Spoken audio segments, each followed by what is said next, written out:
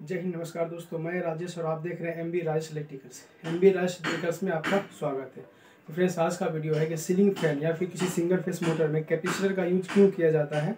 अब लोग के मन में अक्सर ये सवाल आते होंगे कि 3 फेस मोटर में कैपेसिटर का यूज नहीं होता है और single phase motor, ceiling fan, table fan, किसी प्रकार की सिंगल फैन का मोटर है उनमें कैपेसिटर का यूज क्यों किया जाता है। तो इस वीडियो में आज हम इसी डिस्कस करने वाले हैं कि सिंगल फेस मोटर का फैन कैपेसिटर में क्यों कैपेसिटर का यूज किया जाता है। तो बने रहिए हमारे इस वीडियो में। अगर वीडियो आपको अच्छा लगता है तो वीडियो को लाइक शेयर सब्सक्राइब जरूर कीजिएगा और अपने दोस्तों के साथ शेयर कीजिए ताकि ये नॉलेज उनको भी मिल सके। तो बिना टाइम वेस्ट किए वीडियो स्टार्ट करते हैं। सीलिंग फैन में कैपेसिटर का यूज क्यों किया जाता है। अक्सर लोगों का मन में यह डाउट, ऐसा बात हमेशा आते रहते हैं कि सीलिंग फैन में कैपेसिटर का यूज क्यों किया जाता है। क्या हम कैपेसिटर को निकाल देंगे तो हमारा फैन नहीं। तो किसी भी सिंगल फेस का मोटर हो, चाहे पंखा हो, टेबल फैन हो, वॉशिंग मशीन, कुछ भी ऐसा प्रकार सिंगल फेस का है उसमें कैपेसिटर का यूज क्यों किया जाता है और 3 फेस में कैपेसिटर का यूज नहीं किया जाता है। अब हमको बता दें, सीलिंग फैन यानी सिंगल फेस के मोटर में कैपेसिटर का यूज इसलिए किया जाता है उसे सेल्फ स्टार्टिंग बनाने के लिए।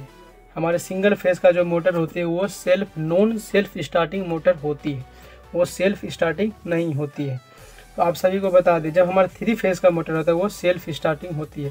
कैपेसिटर का मेन मकसद होता है फैन को सेल्फ यानी कि उसे शुरुआती में स्टार्ट करने के लिए। यानी जब हम सीलिंग फैन को ऑन करते हैं उस समय आप देखते हैं फैन को ऑन करते हैं फैन चलने लगता है, तो उसके कैपेसिटर की वजह से ही चलता है। जब हम कैपेसिटर को निकाल देंगे फैन से तो वह फैन नहीं चलेगी, वह फैन एक ही जगह पे वो कभी इस दिशा में घूमेगी, कभी इस दिशा में घूमेगी, तो हमारी फैन एक ही जगह रोटेट करती रहेगी, एक ही जगह पे कंपन करते रहेगी। नहीं तो या तो फिर ना ये दिशा में घूम पाएगी, नहीं ये दिशा में घूम पाएगी। कैपेसिटर लगाने का मकसद मैंने यही होती है कि सीलिंग फैन यानी सिंगल फेस मोटर को सेल्फ स्टार्टिंग बनाने के लिए। आप सभी को पता होगा कि सीलिंग फैन में किसी भी मोटर में 2 प्रकार की वाइंडिंग होती है, एक होती है स्टार्टिंग वाइंडिंग और एक होती है रनिंग वाइंडिंग। जब हम इन दोनों में सप्लाई देते हैं तो ये रनिंग वाइंडिंग में हमें डायरेक्ट सप्लाई मिलती है, जिसके वजह से रनिंग वाइंडिंग कंटिन्यू, जब तक हमारी फैन ऑन रहती है तब तक रनिंग वाइंडिंग में कंटिन्यू करंट जाती रहती है। अब फुल काम होती है रनिंग वाइंडिंग को ही पंखा को रोटेट कराना। स्टार्टिंग वाइंडिंग का काम होता है सिर्फ स्टार्टिंग के समय ही फैन को रोटेट कराने का, धक्का देना, टॉर्क उत्पन्न करने से धक्का देना। जब आप कोई भी गाड़ी को अगर आप शुरुआती में धक्का लगा तो उसमें बहुत ज़्यादा फोर्स लगाना पड़ता है, उसी प्रकार इस फैन में भी होती है। जब शुरुआती में जब हम इसको सप्लाई देते हैं, इस फैन को, इस रोटेट को घुमाने के लिए मैग्नेट यानी कि शुरुआती टॉर्क की ज़रूरत पड़ती है। वही टॉर्क उत्पन्न करती है सिर्फ ये स्टार्टिंग वाइंडिंग। बाकी स्टार्टिंग वाइंडिंग का और कोई काम नहीं होता, बस खाली शुरुआती में उसे रोटर को धक्का देने का काम करती है।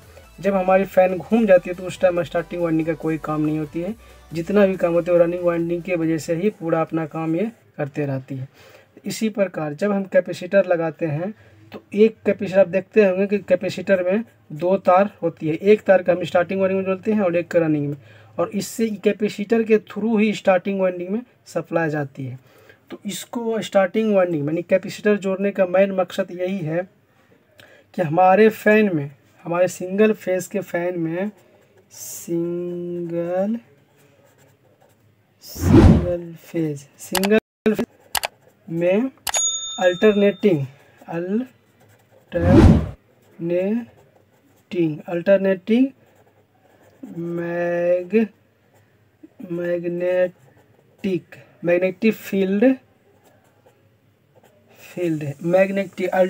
मैग्नेटिक फील्ड उत्पन्न होती है सिंगल फेस में। याद रखिएगा, कभी भी कोई भी सिंगल फेस का मोटर हो या फिर पंखा हो, सिंगल फेस के मोटर में या फिर पंखा में अल्टरनेटिंग मैग्नेटिक फील्ड उत्पन्न होती है। इसके नाम से आपको पता चलते होंगे कि अल्टरनेटिंग, जो कि अल्टर मतलब ना तो फुल किसी दिशा में, ना तो फुल इस दिशा में और ना ही तो फुल इस दिशा में, किसी भी दिशा में ये फुल नहीं घूम सकती। इसके नाम से आपको पता चलेगा अल्टरनेटिंग मैग्नेटिक फील्ड, अल्टर, जो कि 3 फेस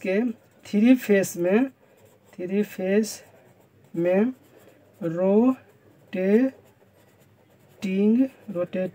मैग्नेटिक मैग्नेटिक फील्ड होती है। 3 फेस में आप 3 फेस मोटर में देखते हैं अक्सर उसमें कैपेसिटर का यूज नहीं किया जाता है, क्योंकि 3 फेस मोटर में रोटेटिंग मैग्नेटिक फील्ड यानी कि सेल्फ स्टार्टिंग मोटर होती है, जो कि इसमें ना ही तो हमें कोई कैपेसिटर का ज़रूरत पड़ती है और ना ही हमें किसी प्रकार के धक्का देने की ज़रूरत पड़ती है।